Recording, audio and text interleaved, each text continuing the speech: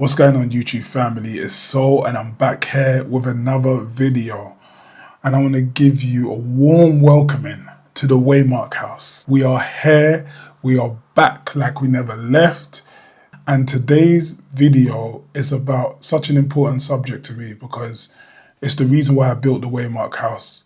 It's the reason why I'm still here. I would say still standing here, but obviously I'm sitting down, It's just the reason behind this vision. Obviously, I'm in a different space than I started with, and it relates to this subject today because today we are talking about how to rebuild your life after a major setback. I don't want to go into too much detail because there's still a lot of things going on, but what I will say is, imagine having a life, right?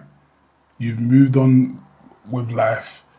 You're doing all the things that they say you're supposed to do, starting a family, away from home as you know it, and then one day everything just comes crashing down, and then you're back to zero. You're back to zero, you have to start all over, but not only that, you're older, and a few months ago, you could never see this happening. I don't want to go into too much detail, as I said, but you get my drift, yeah? And then you find yourself going through different thought processes. Part of you wants to just give up on life. Part of you stops caring.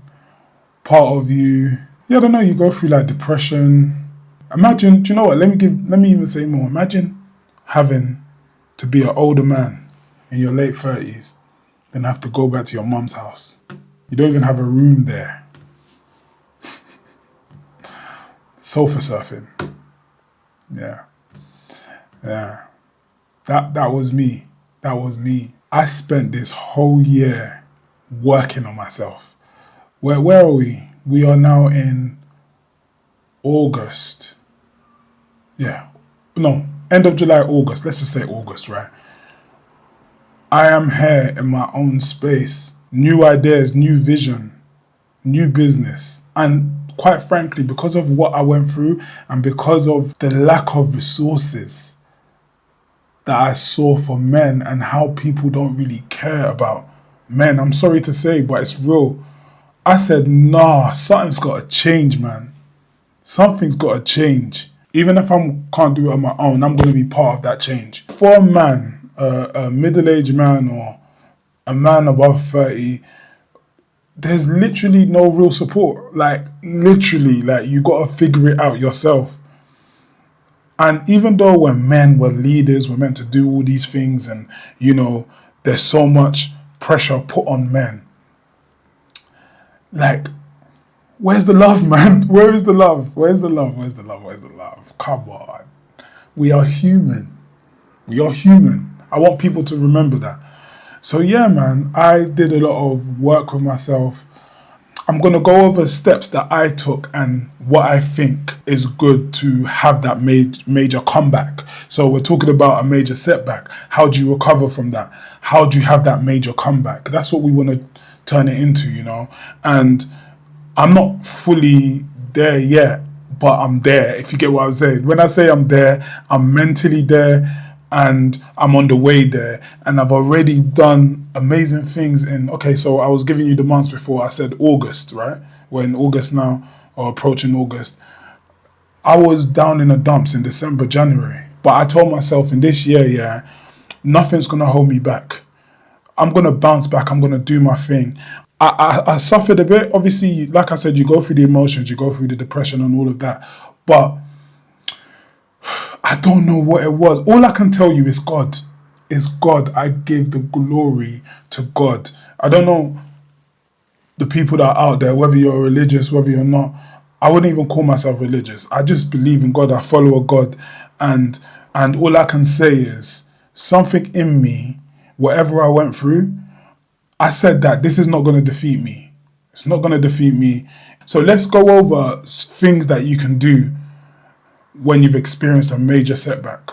It's important that you understand this, right?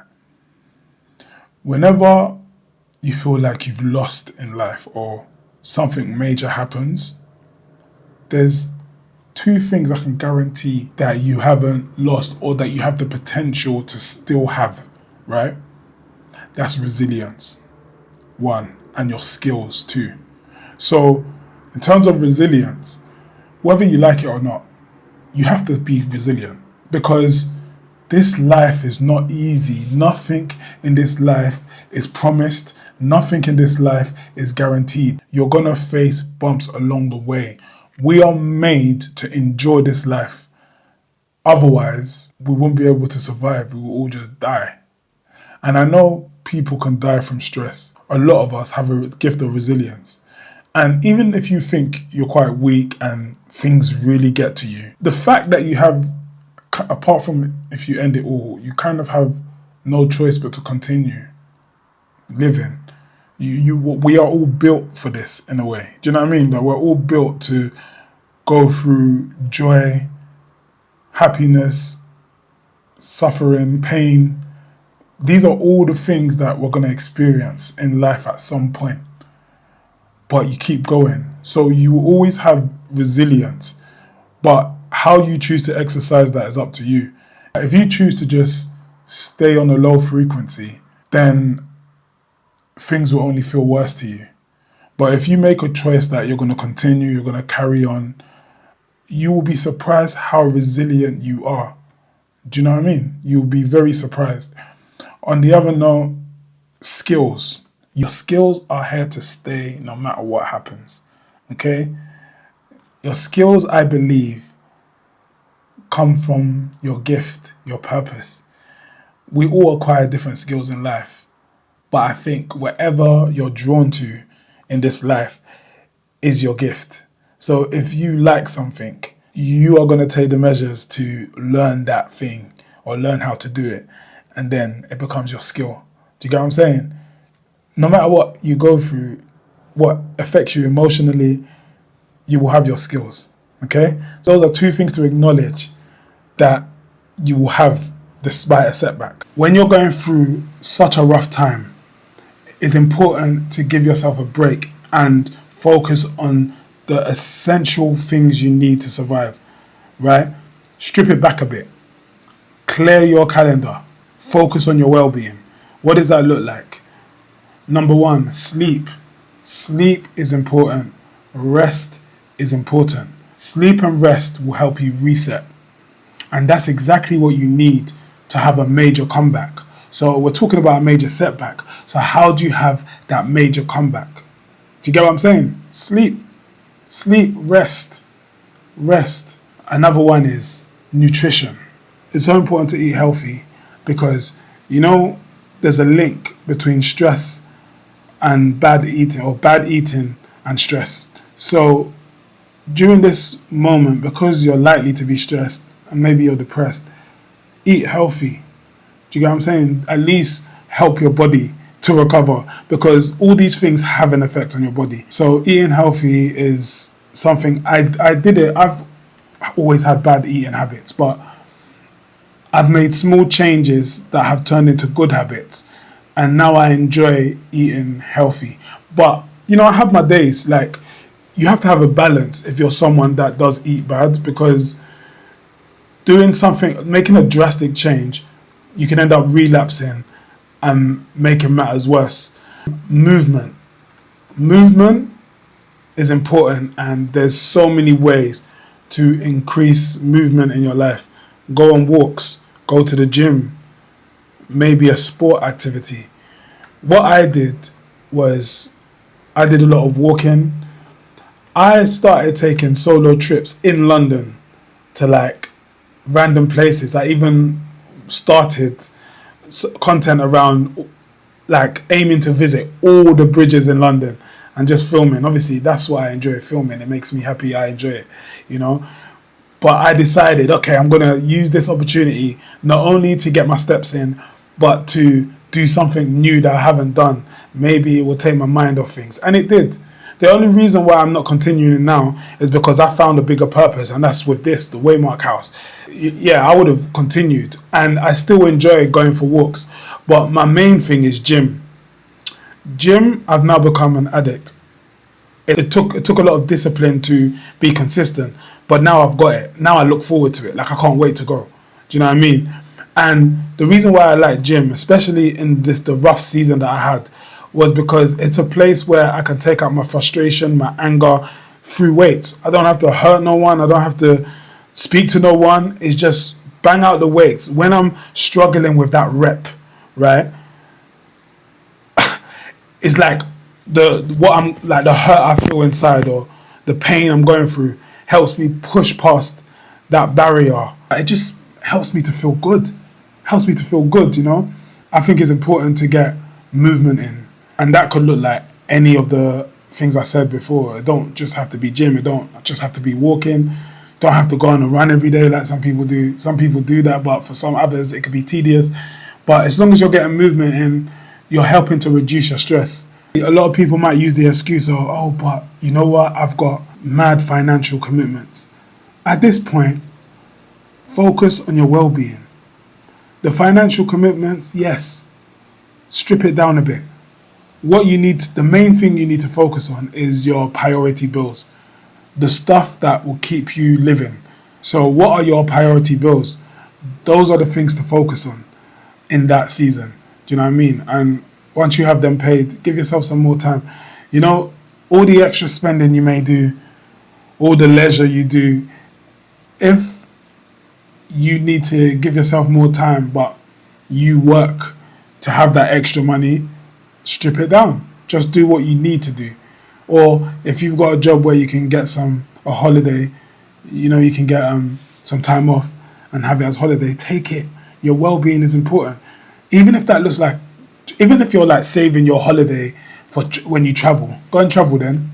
Use that time and travel, and then do all these things while you travel. You know, you need time for yourself, man. Well-being is important. Another thing that tends to happen when people go through things is sometimes you can be confused as to why that event happened, why you're now in this position, where did I go wrong? And your mind can play tricks on you. I will also say the devil is a liar. So you got to be careful what you think during this time and how you respond to it. I think a good thing to do is go back to old school.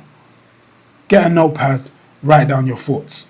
When you write down your thoughts, have 2 columns. What happened? What happened in this event? And what am I telling myself? Break it down, separate the two. Because we tell ourselves a lot of things like, people have told me that I assume a lot. Sometimes I worry a lot. In some ways, you could look at that as anxiety, but it's a lot of things that I'm feeding myself, or I'm getting fed and I'm believing. But then sometimes you just got to go back to the facts. What are the actual facts? What are the facts in this situation? You need to separate the two, because if you don't separate the two, you might act on impulse. You might have got things wrong. You might not have understanding. Clarity is important in this situation. It will help you move forward. Also, if there's a possibility in the situation you can feel some sort of shame. Shame usually comes from what you're telling yourself, or focusing on what other people think. So that's why it's good to really understand and separate these things, because really sometimes these things don't matter, man. Do you get what I'm saying? Like, who cares? Shame. Who cares what people think of you? So I think you need to understand your thoughts. Facts are manageable, narratives are paralyzing. So narratives are dangerous. It's dangerous to assume. But facts, even if the facts hurt, it's manageable. At least you know, at least that you know, okay, this situation didn't serve me. It's not going to work. I have to go. Okay, I'm hurt by it, but at least I know. But if you're just creating narratives, or why did this happen, or who's against me, or da-da-da-da, you're all thinking, that's more damaging. So that's why it's good to separate the two. Coming off of that point, don't be too impulsive. This is one thing I have struggled with, and it's so important. Listen, when you make an impulsive decision, right, it can affect the course of your life. especially when emotions are running high. Emotions are running high and you make an impulsive decision. Because your emotions are running high, whatever action you take might be drastic. So it's important to take a step back, as I said, and rest. Because don't do anything. Don't make any drastic financial move. Don't take any drastic action. Sit with it. Even if you're angry or your emotions are high, right, and you feel like I have to do this now, take a step back. Take a step back. I've made wrong moves in life based on high emotions, and it's not great. It's not great. There's stuff that I still go over in my head now, or I still have trauma from because of an impulsive decision. Do you get what I'm saying? So believe me when I say, take a step back. Stay in your yard. Yeah? Stay in your yard. Chill out. Okay? Another thing to acknowledge is, what part of this situation or this event was in your control? Could you have controlled the outcome or not? If you couldn't have controlled the outcome, it's life. It's another bumpy road in life. Nothing is promised. So don't beat yourself up over it. If you could control the outcome, learn from it. Know what to do better. Take it as a lesson. You know, once you have a major setback, insecurity starts to come and you may start doubting yourself. The one thing you need to do is start making promises to yourself. Like, promise yourself that you're going to get yourself out of this situation, you're going to make improvements in your life, and you're just going to do better. If you start making promises to yourself, you start doing small things daily, creating habits that is going to get you out of this and lead you to your major comeback, those promises will give you the confidence to thrive. And that's what you need. So make some promises to yourself, man. All of this that I'm saying is all about showing yourself a bit of love, self-compassion. Self-compassion is a big thing in this kind of situation. The other thing you can do is reset your physical environment. Now, it's hard for me to speak on this because when I had to go back to my mum's house, I didn't really have much space there. She turned my old room into a nursery. As I said before, she has loads of grandkids. So the kids, when they stayed over, that's where they would go, right? And it was just different. So it was hard for me to take care of my physical environment. Yeah, it was hard, man. But I had to do everything I could do to get back on track, get my own space. And that's where I'm at now. So I'm in my own space and I've made a big effort. I'll be honest with you, this is embarrassing for me to admit on the internet. I'm not the most tidiest of people. When I get back from a long day, I just throw my clothes to the side. I'm telling you, cleanliness, what did they say? Cleanliness is next to godliness. So being clean and having a clean space is so good for the mental. So good for mental health. I'm telling you, I feel better. I even think I'm developing some OCD right now because I don't know, maybe because it's a new space, but I don't want to see dirt. I don't. Because there's so much parts of my life that I'm making improvements to and I'm trying to keep in order that I think my space has to be in order for me to have my mind in order. Do you get what I'm saying? It's linked. I'm telling you, it's linked. So I think when you're going for that comeback, it's so important to keep your physical environment in order and clean. But I also know it's difficult. Like when we're talking about setbacks here, we're talking about starting over. Who's to say you even have an environment? And I've been there. So what is the alternative? I would just say that any place you're in, just do what you can. And if you can't, go somewhere where you can have a clean environment. Perfect example. When I first started Waymark, you may have seen I was in the office. That wasn't my environment. Yeah, but it was a clean space for me to work. You know what I mean? I needed that space to get my mind away from everything and just work and do what I need to do. And that's what I did. And it helped me. And now I'm here. So yeah, man, if your setback is that bad that you're not in a clean or an environment where you can control things, then go somewhere where you can. And you can even go to places that are free, like libraries are free, going to the park is free, you know, especially in the summer. You can make sure your laptop's charged if you're doing work. But like I said, this is about well-being. So the focus is just giving yourself a clean and clear environment to be in, you know, or to go to, or to help clear your mind, basically. Choose who you have contact with wisely during that time. Anyone that's going to incite anxiety or panic or feed you with negative rubbish, now is not the time. You're very vulnerable. When you're feeling low, you're stressed, you've had a major setback, you're very vulnerable, and you'll be very receptive because you kind of lose a bit of hope. I mean, you tend to lean on other people and their opinions and what they have to say. So limit those people. Anyone that gives you anxiety or makes you start to panic or feed you with negative commentary, keep them far away in this season. Even if you love them, you'll come back later when your mind is right and you're back to your positive self, or you're starting to think positive. Even then, you don't want negative people around you. But you know, when you're strong enough to know that, oh, that's just them and that's a negative statement, I don't need to listen, then maybe you can invite them back into your life. But this time is your time, you know, it's your time to heal. So be careful. Instead, have people that are positive or people that are grounded, that will speak facts, tell you the truth, and just give you that companionship that you need. Also, you don't want anyone that's going to offer you excessive pity.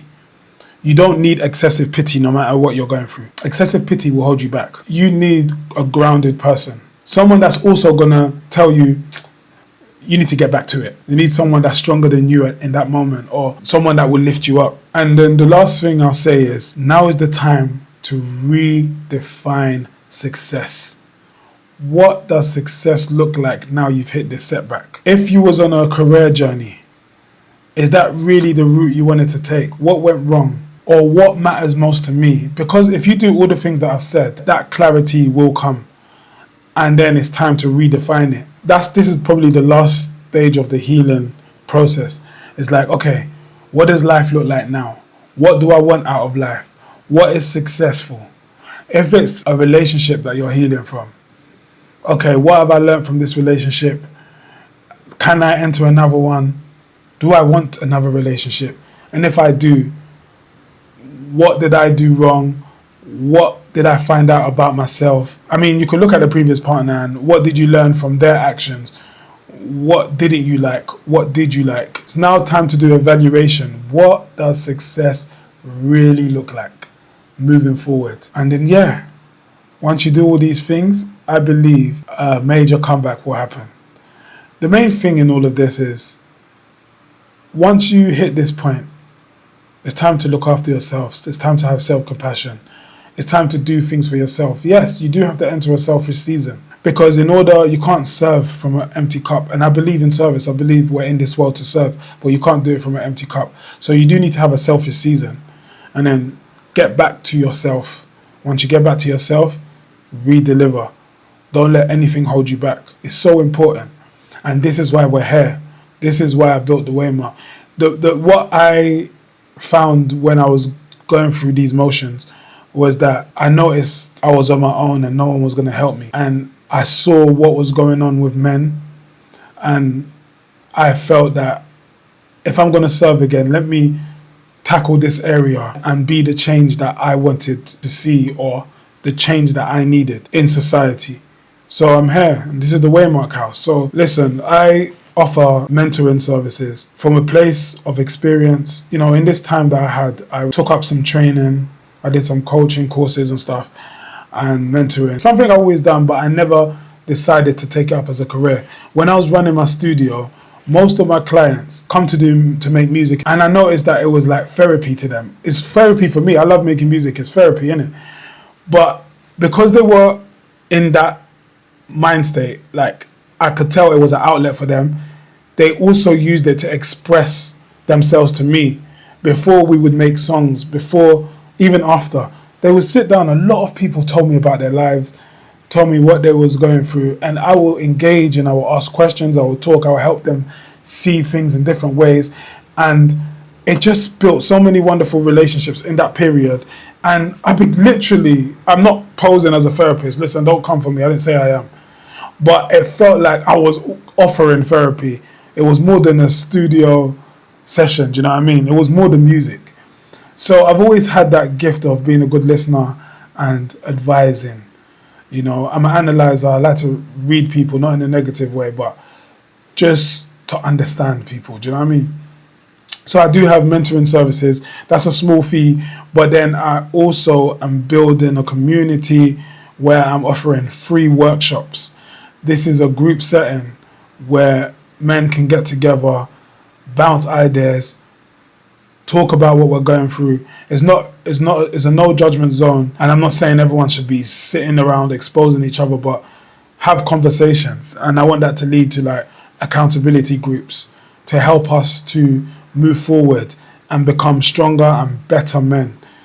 You know, people like to put down men or criticize men. There's a lot of narratives going on, but actually I just think that just for ourselves, let's be better. Do you know what I mean? Let's be undeniable in this society that we live in. I don't care about the noise. I don't care what people are saying. I don't care about what people have been through. I understand it. I know setbacks. I know pressure. I know all of it. Yeah, I've been through all of it. So no one can tell me anything about a man's struggle. But I want a space for men to feel that they can open up and talk and do what they need to do to heal and show up for their families. So I've got that as well. And then I've got a book, an ebook, Find Your Path. That's free download on the Waymark website. Both websites I have two, the waymarkhouse.com and the waymarkfoundation.org. The free workshops are on the Waymark Foundation. The free workshop and the ebook, sorry. And if you'd like to book private mentoring, that's on the waymarkhouse.com. So yeah, man, like, comment, subscribe. That's me. I'm signing out. Thanks for watching. Peace.